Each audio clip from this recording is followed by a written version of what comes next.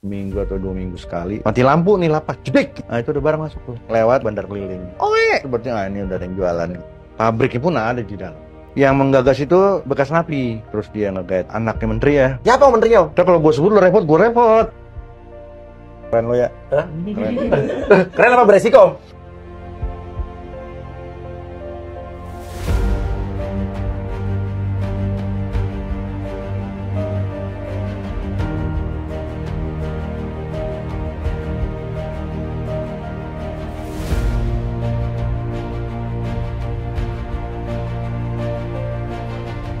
Etika bagaimana menurut Pak Denny? Jika benar data-data yang ada di situ, itu sih bau amisnya terlalu kuat ya untuk kemudian mengatakan tidak ada tindak pidana korupsi.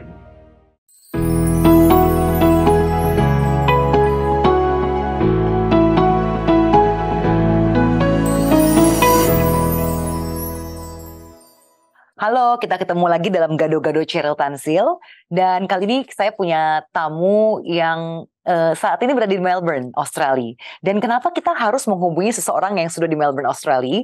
Karena kita mau membahas kasus yang sedang ramai minggu ini, yaitu adanya pelaporan dari Komrad Pancasila. Mereka melapor ke KPK mengatakan bahwa ada indikasi anak dari Menteri Hukum dan HAM Yasona Lawli terlibat dalam bisnis dan diduga keras ini merupakan monopoli bisnis dalam lapas. Dan tamu saya kali ini merupakan mantan Wakil Menteri Hukum dan HAM, Pak Denny Indrayana. Beliau menjabat di tahun 2011 sampai 2014 dan saya ingat betul pada saat Pak Denny menjabat sebagai Wakil Menteri, Pak Denny ini betul-betul giat sekali merahasia lapas. Dan bukan hanya satu kali, tapi beberapa kali dan juga banyak menemukan keanehan-keanehan dan juga selalu berusaha untuk bersih-bersih lapas lah begitu ya Pak Denny ya. Pak Denny, apa kabar nih sekarang di Melbourne ya? Bolak-balik Indonesia katanya. Iya, sekarang lagi di Melbourne, tapi memang karena ada kantor di Jakarta, juga ada di Melbourne, jadi bolak-balik aja. Kadang-kadang sebulan di Jakarta, kadang-kadang ngurus Integrity Lawyers Melbourne, jadi begitu. Di antara dua kota, dua negara. Oke, 2 kota, 2 negara, bahkan 2 benua. Tapi masih update ya berita-berita dari Indonesia? Masih. Saya kalau ke Indonesia, keliling ketemu teman-teman. Kalau di sini ya diminta update situasi Indonesia, jadi terus update kan tidak sulit sekarang karena semuanya bisa diakses ya. Iya, tadi saya udah kasih sedikit prolog di depan apa yang akan kita bahas untuk episode kali ini. Masih soal lapas juga, lapas benar-benar dulu istilahnya ranahnya Pak Denny banget ya. Nah, pertama kali mendengarkan berita ini tersiar, gimana reaksi Pak Denny pada saat itu? Sedang di Melbourne kan ya? Iya, dengar berita ini mulai dari wawancaranya Tio ya, Tio Pakusadewo, kemudian ada yang nge-tweet informasi-informasinya di sosial media. Memang dulu kami salah satu yang menjadi titik tekan itu adalah memperbaiki public services, pelayanan publik, dan kemudian salah satu simptomnya adalah pungli, sehingga yang dekat dengan public services dan marak dengan pungli itu diidentifikasi ada di keimigrasian, terutama pada saat membuat paspor, di lembaga pemasyarakatan, dan satu lagi sebenarnya di administrasi hukum umum. Tiga-tiganya itu terutama kalau AHU itu terkait dengan pendaftaran notaris, kemudian eh, fidusia dan lain-lain lah.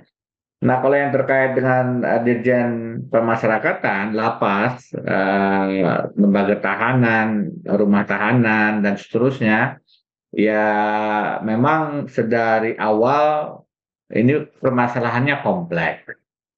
Jadi saya dengan menyesal harus mengatakan ini adalah sistem yang relatif fail, sistem yang relatif gagal, failed system. Kenapa? Karena banyak faktor. Dan ini karenanya saya mengusulkan sebenarnya ada banyak kesempatan sudah menjadi harus menjadi presidential issues. Maksudnya apa? Ya harus menjadi perhatian presiden. Jadi salah satu program presiden mestinya itu adalah membenahi lembaga pemasyarakatan. Dan sayangnya kelihatannya ini belum dijadikan salah satu program yang perlu dijadikan fokus penyelesaian, sehingga reformasi pemasyarakatan ini masih menurut kami tidak berkembang jauh gitu. Meskipun tentu tidak juga bisa dikatakan kami dulu berhasil, tapi paling tidak waktu itu kami memang memberikan perhatian lebih pada lembaga pemasyarakatan. Ya, saya pernah main juga tuh ke salah satu LP di Bandung pada tahun 2021 lah awal begitu. Waktu itu lagi COVID dan saya lihat sih secara fisik infrastruktur cukup ada perbaikan ya Pak Denny. Jadi sudah mulai bersih, terus layanannya juga cukup ramah dan waktu itu saya ingat betul tidak boleh memberikan uang tunai kepada warga binaan. Tapi harus dalam bentuk, jadi kalau mau diberikan itu dalam bentuk kartu kalau nggak salah tuh. Kartu yang bisa mereka manfaatkan untuk belanja di kantinnya pun pakai kartu. Tapi mungkin ini bukan itu akar permasalahannya ya Pak Denny ya. Jadi bukan hanya infrastruktur dan sistem atau kenyamanan aja atau bagaimana nih? Sebenarnya akar permasalahan yang Pak Denny lihat pada saat Bapak menjabat dulu dan berusaha keras untuk memperbaiki failed sistem ini, di mana sebenarnya kesulitan terbesarnya? Gini ya, kalau kita melihat lapas, orang menyebutnya penjara ya, meskipun ada perbedaan antara penjara dan lapas. Jadi kalau sistem pemenjaraan itu betul-betul memberikan tujuannya menghukum begitu, kira-kira konsep sederhananya. Sedangkan lembaga pemasyarakatan itu konsepnya menyiapkan orang untuk kembali ke masyarakat. Sehingga selalu ada orang-orang lembaga pemasyarakatan, Direktur Jenderal Pemasyarakatan itu melihat ini kalau tujuannya ingin memberikan deterrence efek aja, penjeraan saja itu konsep penjara, bukan konsep lapas. Tapi di masyarakat kita lihat itu masih istilah itu kan masih saling bertukar ya, dianggap sama saja. Nah, kalau saya boleh terus terang ya, kenapa pemasyarakatan kita semacam itu, ya tanpa menyederhanakan masalah, itu adalah potret bagaimana kita mengurus negara gitu.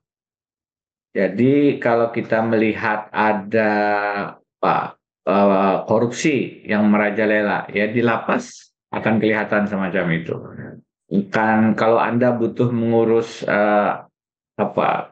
segala sesuatu perlu pelicin, ya di lapas Anda akan butuh itu. Pertama kali masuk akan mendapatkan ruangan seperti apa, maka akan ada perbedaan antara orang yang punya uang dengan yang tidak punya uang. Yang punya uang akan dapat fasilitas lebih baik, tentu dengan cara yang menyuap, dengan cara yang beli. Ada diskriminasi, ya di dalam lapas akan ada begitu. Akan ada yang kong kali kong dengan penguasa, pejabat lapas. Ya di dalam lapas akan begitu. Anda ingin berbisnis, Anda bisa bayar dan dapat fasilitas monopoli, misalnya usaha di kantin, dan seterusnya. Dari Anda masuk sampai Anda keluar, semua urusan itu bisa dicari koneksinya, dicari jalan tikusnya, dicari uang pelicinnya supaya Anda bisa kalau masuk dapat tempat yang lebih nyaman, kalau keluar lebih cepat dapat remisi. Semua prosedur itu kemudian ada ruang-ruang gelapnya. Nah ini kan potret bagaimana persoalan kehidupan berbangsa kita. Jadi bagaimana menyelesaikan masalah ini? Ya tadi saya katakan harus ada attention, dan sayangnya ini tidak cukup hanya pada level kementerian saja. Artinya reformasi lapas menurut saya harus menjadi salah satu perhatian Presiden. Karena akar masalahnya itu sudah terlalu kompleks kalau hanya diselesaikan hanya pada level menteri. Jadi kalau di level teknis, ya kita bisa menyebut misalnya overkapasitas. Per 10 Mei, per hari ini, lapas kita itu jumlah huniannya 228.204 orang. sedangkan kapasitasnya hanya 128.656 orang. Jadi ada over kapasitas 100.000. Itu apa konsekuensinya? Konsekuensinya ya fasilitas menjadi tidak sesuai dengan seharusnya. Tetapi lagi-lagi berbeda. Kalau Anda punya uang, Anda bisa dapat sel satu besar. Kalau Anda tidak punya uang, maka Anda akan dimasukkan ke satu sel yang harusnya hanya berisi 20 orang, diisi 200.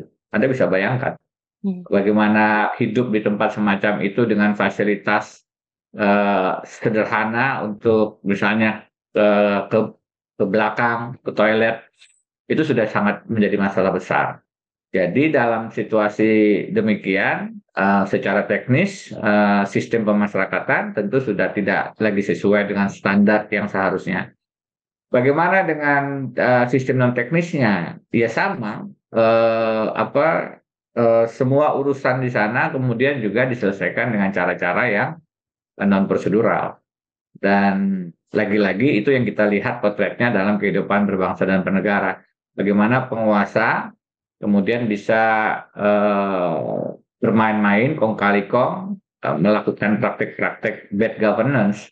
Nah, dalam konteks ini ya pejabat lapas dengan para napi yang punya akses kuasa dan akses uang. Tapi sebenarnya pejabat lapas kan tidak berdiri sendiri. Ini kan di bawah kementerian ya. Dan tidak juga terkadang-kadang hanya di bawah kementerian, tapi jauh lebih luas dari itu. Napi-napi tertentu punya akses kan pada level yang lebih tinggi. Kalau kita lihat napi-napi koruptor misalnya, maka dia punya akses sampai ke level tertinggi. Level Saya tertinggi punya satu maksudnya cerita. bagaimana, Pak Denny? Level tertinggi maksudnya bagaimana nih? Begini, saya punya cerita. Suatu ketika, kan salah satu lapas yang menjadi perhatian kita adalah lapas Sukamiskin. Karena dalam era amanah yang diberikan kepada Pak Amir Samsudin dan saya, kita memindahkan napi-napi korupsi ke lapas Sukamiskin di Bandung. Nah, itu kalapasnya saya beri wanti-wanti, ini Anda kalau ada masalah, bukan hanya menteri yang akan repot, tapi juga presiden. Jadi hampir tiap hari kami komunikasi.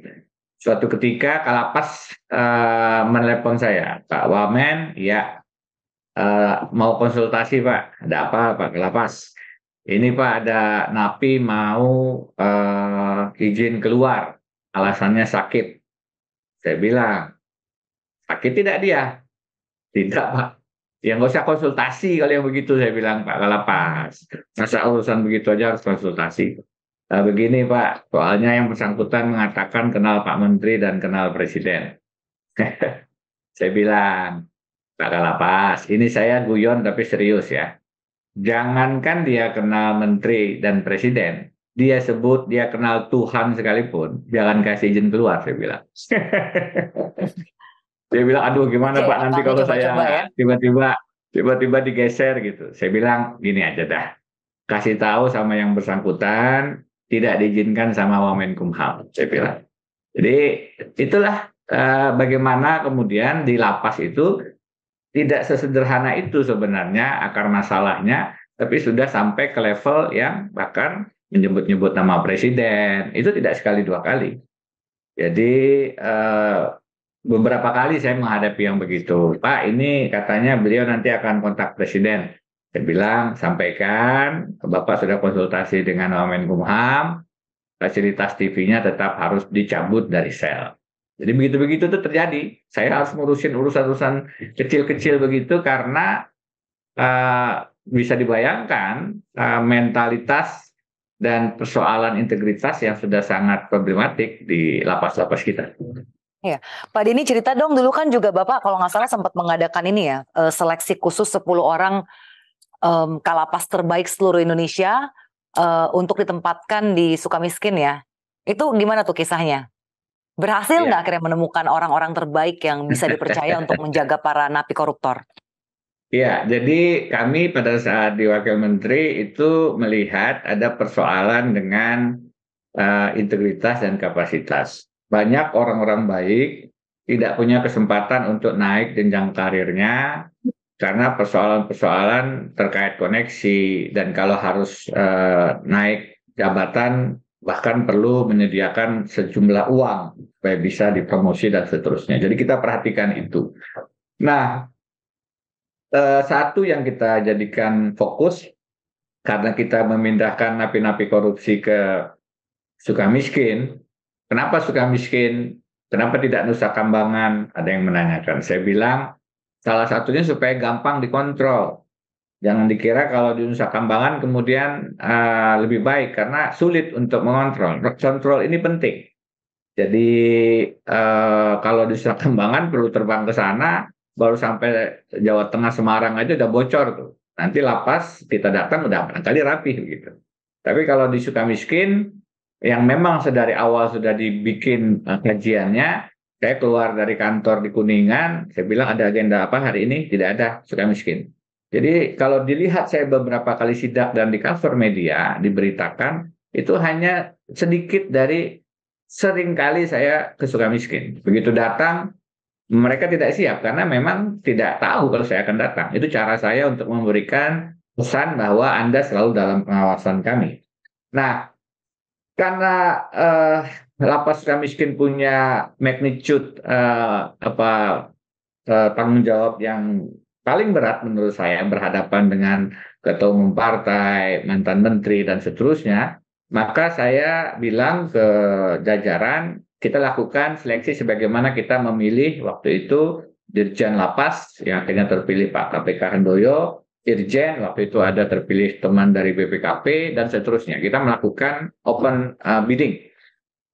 Tentu karena ini lapas, maka yang dipilih adalah di antara 500 lebih lapas di Indonesia. Saya minta kepada Sekjen dan Dirjen Pas untuk melakukan proses seleksi sebagaimana seleksi ketat kalau memilih komisioner-komisioner PU, bahkan KPK.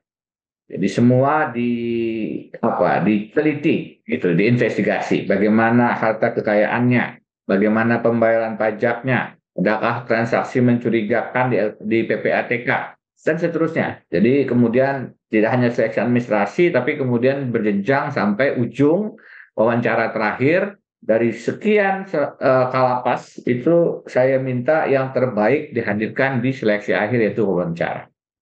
Jadi setiap seleksi kami monitor sampai kemudian 10 terbaik itu masuk ke tahap final. Wawancara dilakukan oleh saya sendiri, didampingi oleh Sekjen, Dirjen Pas, Bapak Inspektorat Jenderal juga. Dan ada 10 orang, 9 orang laki-laki, 1 orang waktu itu perempuan. Mereka satu-satu masuk ke ruang wawancara dan satu-satu saya tanya. Semua pertanyaan awal saya sama. Bapak, Ibu, saya sudah punya data lengkap. Bagaimana harta kekayaan saudara, bagaimana pembayaran pajaknya, apa penilaian atasan, bagaimana penilaian bawahan, tetangga, semua profil Anda ada di sini. Jadi saya ingin Anda berkata jujur. Tidak boleh bohong, karena saya akan tahu, saya bilang. Nah, pertanyaan pertama saya adalah, apakah Bapak, Ibu masih terima pungli? Rutin. Setiap saat, setiap bulan dilakukan. Karena saya dengar begitu, ada setoran-setoran gitu. Apakah masih? Tolong dijawab jujur. Nah, dari 10 orang terbaik itu, satu-satu ditanya itu, 7 orang, alhamdulillah, jujur, mengatakan masih terima. Dan hanya 3 yang mengatakan sudah tidak. Karena masih jujur kan ya Pak ya, ngaku ke Bapak ya. Alhamdulillahnya karena masih jujur. Oke. Saya kemudian bilang sama Pak Sekjen, Pak Dirjen Pas, saya bilang, Pak ini yang terbaik nih yang dihadirkan. Mereka agak salah tingkah juga. Ya ternyata begitu Pak realitasnya. Jadi hanya 3 orang yang mengaku tidak. Dan di antara 3 orang itu salah satunya yang perempuan, yang ibu-ibu, dan beliaulah yang akan kemudian kami putuskan diletakkan menjadi Kalapas Sukamiskin. Alhamdulillah 3 bulan setelah saya selesai diganti sama orang lain. Berarti orang bersih maksudnya susah ya Pak ya, orang bersih untuk duduk di posisi seperti itu? Ya beberapa orang yang kami dudukkan. Jadi sayangnya ya, dan ini yang selalu saya pikirkan. Bagaimana kita meninggalkan sesuatu yang harapannya baik tapi berkelanjutan. Karena yang saya rasakan 3 tahun tidak cukup untuk melakukan pembenahan. Kami coba letakkan sistemnya. Dulu kami punya program misalnya anti halinar, anti HP, pungli, narkoba. Kemudian kami coba pilih orang-orang yang punya integritas terbaik, begitu diletakkan. Salah satunya di Lapas Sukamiskin, termasuk juga Direktorat Jenderal Dirjen Pemasyarakatannya, Dirjennya, Kak Handoyo waktu itu. Beliau pernah menjadi salah satu deputi di KPK di zamannya. Kita seleksi dan beliau kita undang untuk masuk. Akhirnya memang yang menjadi yang terbaik begitu. Nah, dalam proses berjalannya, ya sayangnya orang-orang yang kita identifikasi baik ini digeser. Handoyo akhirnya mundur jadi dari Dirjen Pas. Kalapas yang kami pilih melalui proses seleksi yang tidak mudah itu juga akhirnya digeser juga.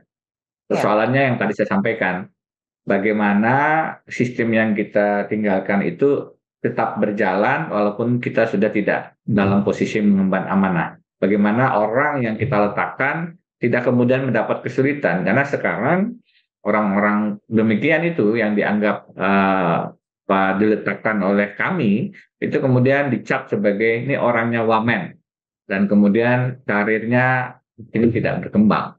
Itu yang menjadi pikiran saya dan boleh dikatakan sedikit penyesalan ya, karena kemudian ternyata orang-orang yang tidak identifikasi berintegritas dulu justru hambatkan jenjang karirnya menjadi salah gitu. Pak Denny sendiri kan di Melbourne, udah sempat main-main nggak ke lapas di Melbourne? Seperti apa sih kondisinya? Oh dulu waktu wakil menteri, kalau sekarang kan tidak punya kewenangan ya. untuk melakukan. Tapi minimal kan Bapak kan dulu orang yang di Indonesia itu mengurus lapas, pasti begitu sampai ke negara lain ada dong rasa kepingin tahu, kayak membandingkan lah gitu, secara umum lah bisa dibaca juga kan kondisi. Apakah anti pungli, anti HP, anti narkoba itu sesuatu yang luar biasa di luar negeri? Atau jangan-jangan orang dari negara lain kalau dengar kita sampai punya program anti pungli, anti HP, anti narkoba malah diketawain ya? Karena kan ya harusnya lapas itu memang anti itu semua, udah nggak ada gitu loh. Tapi kita sampai khusus bikin gerakan ini untuk lapas. Ya, saya tidak banyak kunjungan luar negeri ya selama menjabat, tapi dari sedikit negara yang kami kunjungi, misalnya kami sempat diundang bicara di Singapura, kami sempat ke Belanda karena ada kaitannya dengan juga memberikan undangan di sana, termasuk juga ke Australia. Ya, memang jauh sistem di negara-negara tersebut jika dibandingkan diri kita. Persoalan kita biasanya persoalan-persoalan negara berkembang yang masih tinggi korupsinya dan itu tercermin dengan lembaga pemasyarakatannya. Kalau di Melbourne, dari penjara-penjara yang kami kunjungi, ada yang dikelola oleh swasta dan sangat efisien ya teknologinya, kemudian juga bagaimana bisnis proses dalam lapasnya. Ya tidak bisa, saya tidak melihat sebegitu mudah. Mungkin apakah ada, tapi saya tidak melihat penggunaan HP, kemudian bagaimana kemudian kehidupan di lapas itu sedemikian ketat ya. Kalau saya datang ke lapas-lapas, sidak-sidak malam itu yang namanya HP-HP itu udah kayak lampu-lampu menyala di tengah malam, semua pegang gitu. Jadi kalau saya datang itu saya cuma bilang, oh, lagi main HP Pak. Beberapa napi mungkin tidak tahu kalau yang datang itu wakil menteri. Iya Pak, gitu. Sambil senyum, yang penjaga lapasnya di samping saya udah salah tingkah semua. Saya mau HP itu ada harganya kan Pak, untuk diselundupkan masuk lapas tuh bayar kan? Ke oknum-oknum penjaga. Semua pelanggaran itu bisa terjadi karena dibeli. Jadi semua dengan bayar, tidak ada yang gratis. Anda kemudian dapat fasilitas ruang bagus, itu bayar. Anda pura-pura sakit, tinggal di klinik, pasti bayar. Anda ingin dapat makanan yang lebih mewah dari luar, ya bayar. Nah, kalau Anda juga ingin ketemu dengan istri, dapat ruangan private, ya bayar.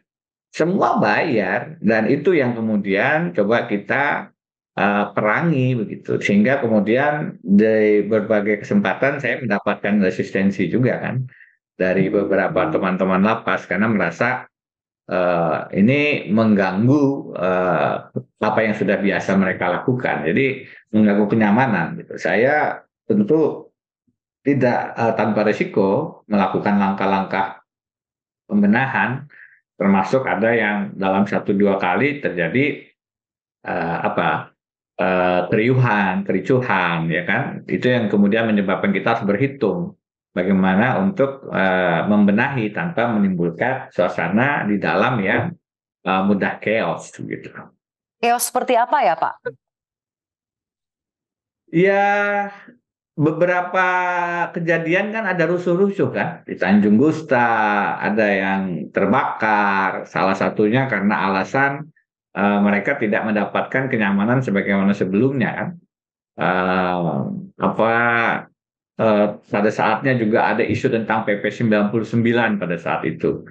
Itu adalah PP yang mengetatkan pemberian remisi bagi tindak pidana luar biasa, korupsi, narkoba, apalagi terorisme.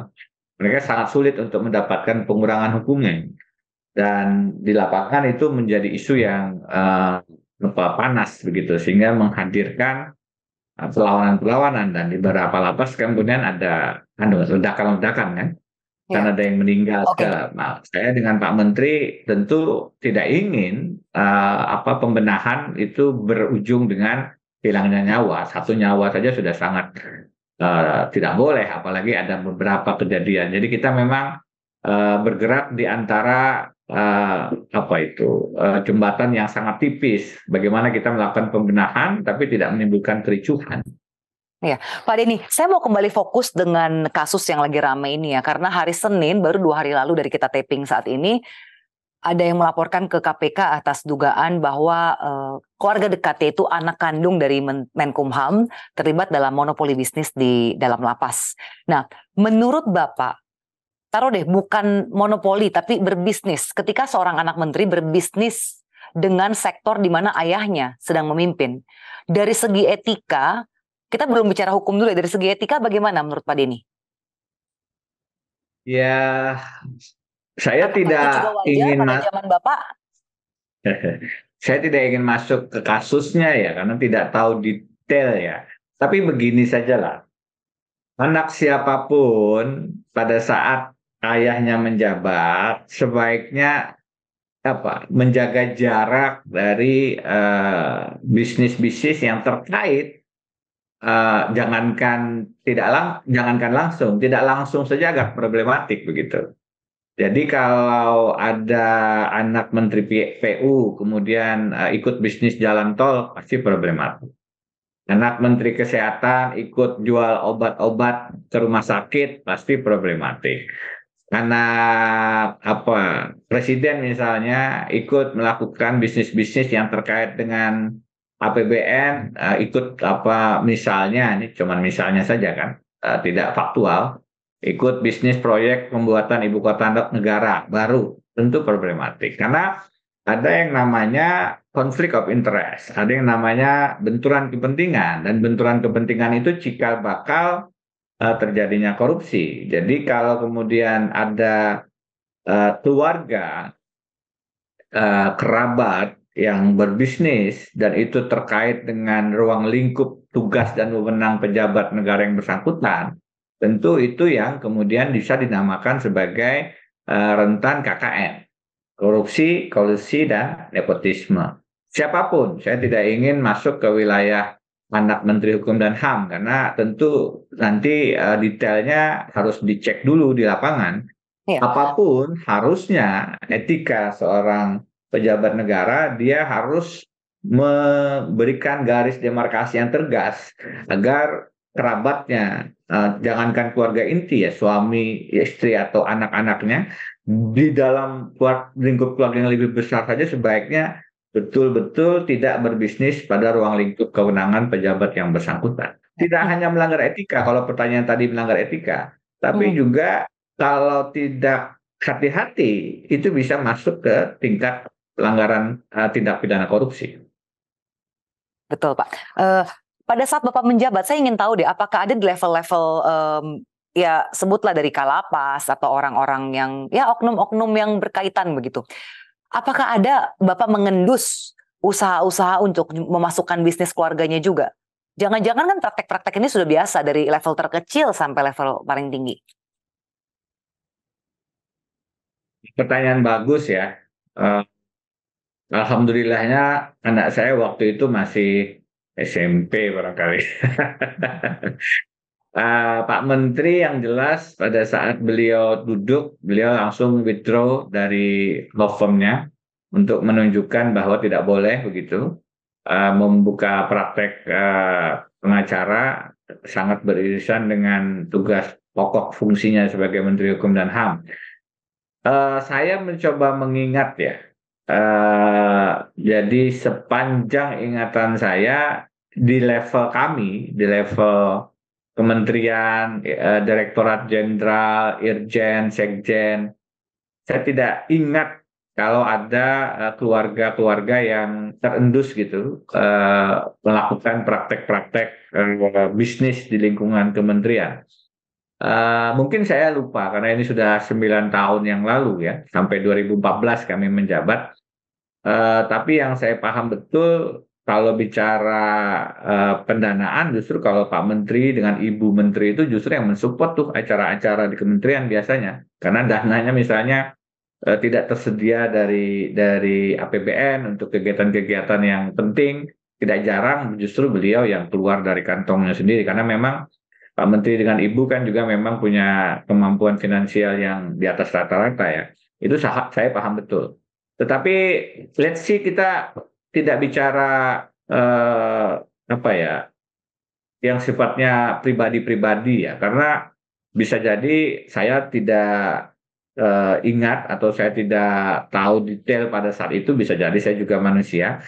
Tapi yang penting adalah memang tidak boleh apapun alasannya ada kerabat, keluarga, apalagi keluarga inti anak itu berbisnis pada lingkup yang sama dengan jabatan kementerian yang diemban oleh ayah atau orang tuanya. Iya, Pak Denny, ini kan juga sebenarnya ranahnya masih abu-abu ya, karena begini, yang dilaporkan adalah dugaan memonopoli bisnis lapas ke KPK. Sementara kalau KPK itu kan kalau ada tindak pidana korupsi baru bisa masuk begitu ya. Nah, jadi kalau menurut Bapak dari segi hukum, nah ini kan Bapak juga sekarang seorang lawyer ya, dan bahkan sudah S3 dari segi hukum. Dari sisi hukumnya sendiri, kalau memang ternyata tidak ada korupsi, tapi memang bisnis murni, itu nanti bagaimana ya kira-kira posisinya di mata hukum? Dilihat dari modus ya, ada bisnis di lembaga pemasyarakatan yang ada pendanaan yang tidak kecil di sana, menyangkut misalnya koperasi, kantin, dan itu kemudian terkait dengan ruang lingkup orang tua. Saya tidak yakin kalau itu tidak kemudian mengarah ke tindak pidana korupsi. Jadi sekali lagi, benturan kepentingan itu biasanya akan berdempetan, beririsan, hampir di atas 90% mengarah ke tindak pidana korupsi. Jadi tentu tidak 100%. Bisa jadi tidak kalau bukti-buktinya tidak mengarah ke sana. Makanya saya tidak ingin bicara kasus per kasus karena tentu yang punya akses data, informasi, bukti-bukti awal adalah yang ada di Indonesia. Sedangkan kami kan tidak punya akses untuk melakukan investigasi, tidak punya kewenangan juga. Tetapi dari pengalaman dan pengetahuan kami, jika benar siapapun, ya, tidak bicara anak siapa, menteri siapa, jika benar siapapun kemudian melakukan bisnis dan yang bersangkutan anak seorang pejabat negara di satu wilayah yang terkait tupoksi orang tuanya, ini biasanya selain perdagangan pengaruh, ya kan, pengaruh orang tua di sini, ada nilai uang yang mengalir. Misalnya kalau itu terkait kantin, ya ada sewa, berapa perjanjian kerjasamanya. Kalau ada nilai uang di situ, bisa dikatakan nilai uang ini tidak sesuai dengan tidak sesuai dengan good governance. Karena kalau dilakukan secara fair mestinya dilelang, ditender begitu. Kalau kemudian yang menang adalah anak pejabat yang bersangkutan, nah ini kan problematik. Apakah ada fairness di sana? Apakah tidak ada uang pelicin di sana? Jadi agak sulit membayangkan bahwa kalau ada anak Menteri Hukum dan HAM membuka bisnis di penjara dan itu tidak terkait dengan ayahnya dan tendernya misalnya dilakukan dia yang memenangkannya. Kalau ada tender di situ. Kalau kita baca perjanjian-perjanjian yang ditweet oleh salah satu akun di sosial media, kita bisa menjadikan itu pintu masuk untuk melakukan proses penyelidikan. Dan jika benar data-data yang ada di situ, itu sih bau amisnya terlalu kuat ya untuk kemudian mengatakan tidak ada tindak pidana korupsi. Iya, istilahnya kalau sebuah akun anonim aja bisa mendapatkan bukti-bukti, ya iya masa penyidik KPK begitu ya Pak ya? Tidak lebih tajam. Oke, lalu Pak ini yang ingin saya tanyakan lagi, menurut Anda sebagai seseorang yang juga pernah menjadi pejabat tinggi negara, jika sampai seperti ada kasus seperti ini, apakah sang pejabat tinggi harusnya dinonaktifkan dulu atau di reshuffle atau bagaimana? Atau masih tetap saja bekerja seperti biasa? Karena kan memang ini kan ada sulit. karena kan ada juga ini ada asas praduga tidak bersalah dan baru hanya pelaporan, belum ada bukti-bukti, belum ada vonis dan lain sebagainya. Ini kan sulitnya karena berkait dengan nama menteri dan anaknya ya, sehingga saya juga harus hati-hati nanti dianggap tidak etis mengomentari kolega yang sekarang menjabat dan seterusnya. Kita bicara umum saja ya. Saya tidak ingin masuk ke wilayah Menteri Hukum dan HAM dan anaknya. Siapapun menteri yang ada terkait dengan dugaan tindak pidana korupsi, maka saya pikir dalam situasi negeri kita yang darurat korupsi harus diambil langkah-langkah yang extraordinary. Seorang presiden bisa saja melakukan langkah investigasi mendengar dari penyidik KPK, dari kepolisian, dari kejaksaan, siapapun yang bertugas, bagaimana bukti awalnya. Kalau bukti awalnya itu terlihat kuat, menteri yang bersangkutan harus dipanggil. Bapak, ini buktinya anak Bapak melakukan bisnis di lingkup kerja yang terkait langsung dengan tupoksi Bapak. Ini sangat kental bau KKN-nya. Apa penjelasan Bapak? Dan seorang presiden akan sangat mudah untuk melihat apakah ada indikasi korupsi atau tidak. Jika indikasinya kuat, tentu langkah-langkah tegas bisa dilakukan. Kalau langkah itu adalah administratif reshuffle, itu hak prerogatif presiden untuk menunjukkan bahwa dia memang berdiri di atas agenda pemberantasan korupsi yang tegas. Jika dari hasil verifikasi yang dia lakukan, menanyakan langsung kepada menterinya, memang terlihat ada indikasi-indikasi kuat korupsi, menurut saya mereshuffle adalah tindak tata negara yang wajib dilakukan untuk memberikan pesan tidak ada toleransi terhadap KKN. Bagaimana dengan tindak pidananya? Diserahkan kepada proses penegakan hukum.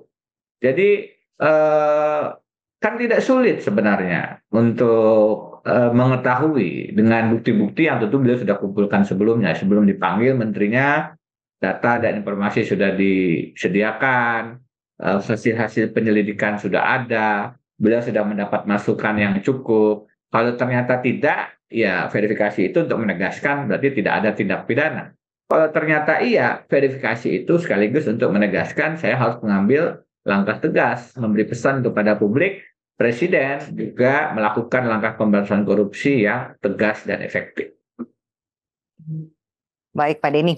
Pak Denny, saya ingat Bapak pernah menulis tahun 2021 ya Pak, berarti ya sebenarnya belum lama-lama banget gitu. Ada 10 poin reformasi yang Bapak mau ajukan ya Pak ya untuk yang Bapak bilang failed system untuk lapas ini supaya jangan failed lagi.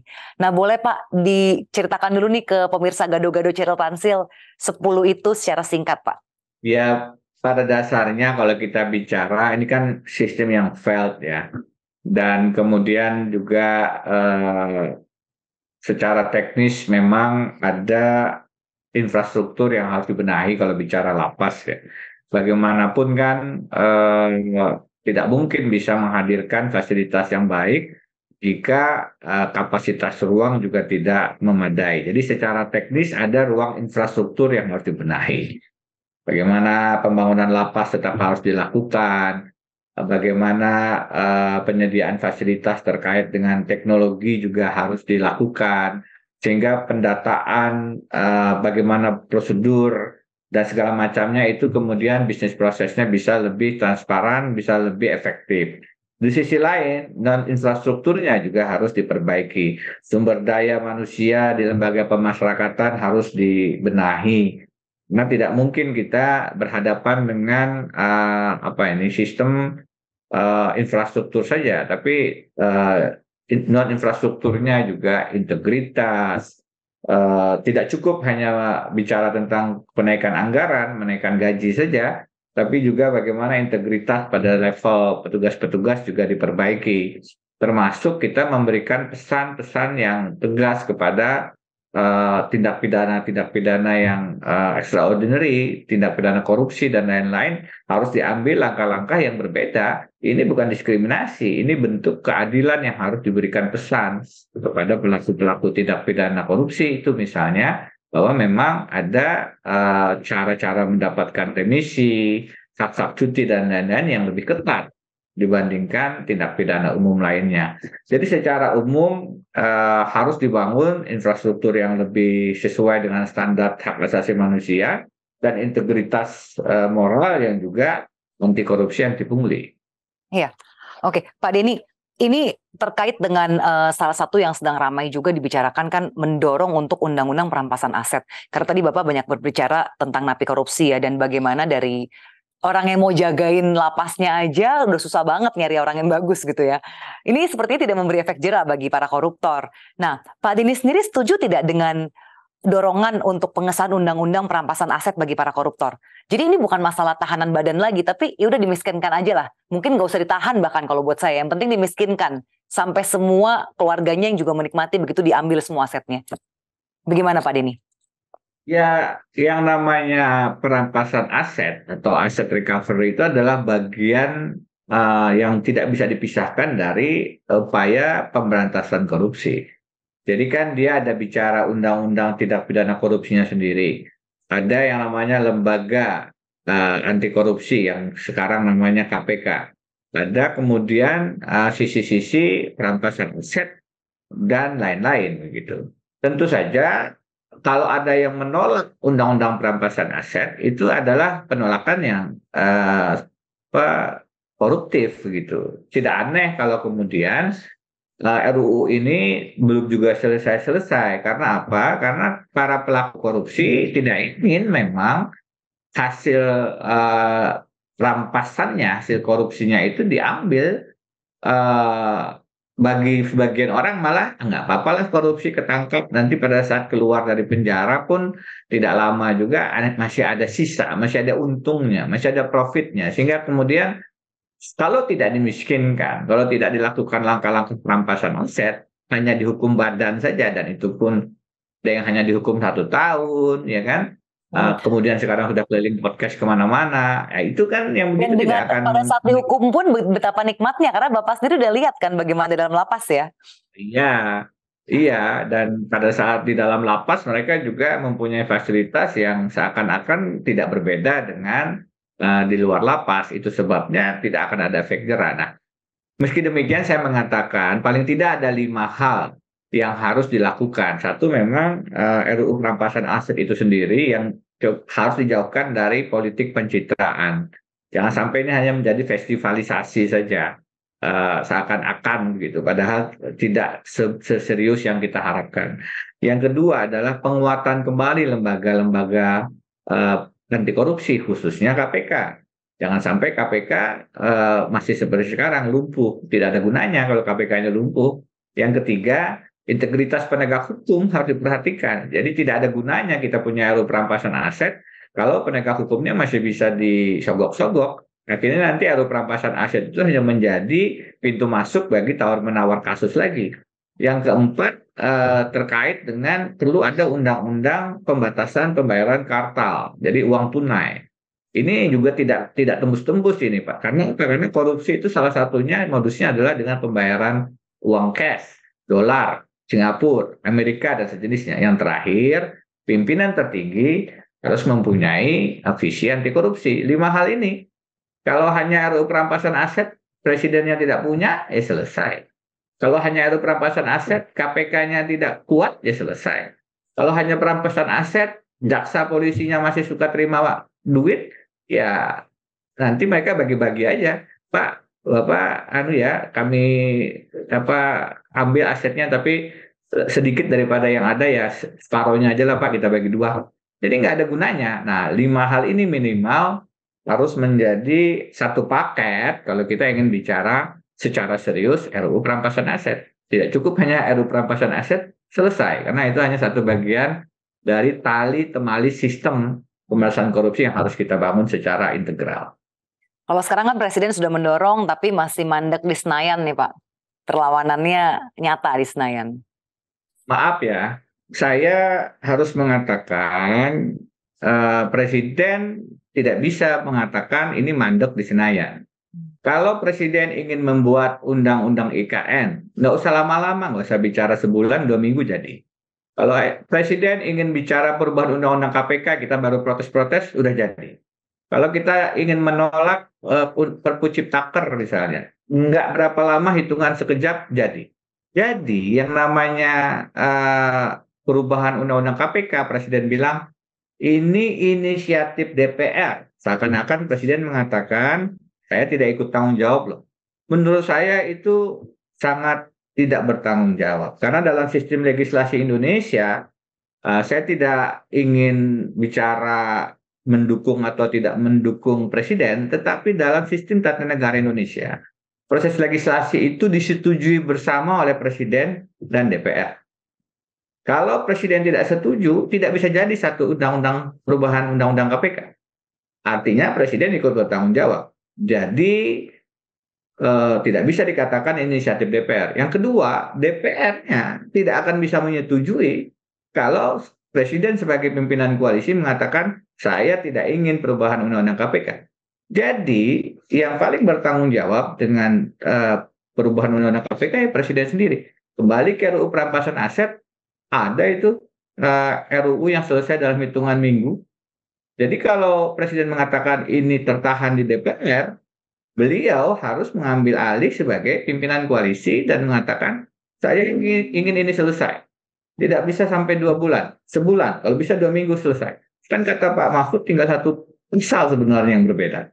Kemana ini nanti dikelola? Lembaga apa yang mengelola hasil aset yang dirampas itu? Hanya itu yang kemarin sempat menyebabkan RUU ini tidak berlanjut pembahasannya. Tidak perlu 1 bulan itu.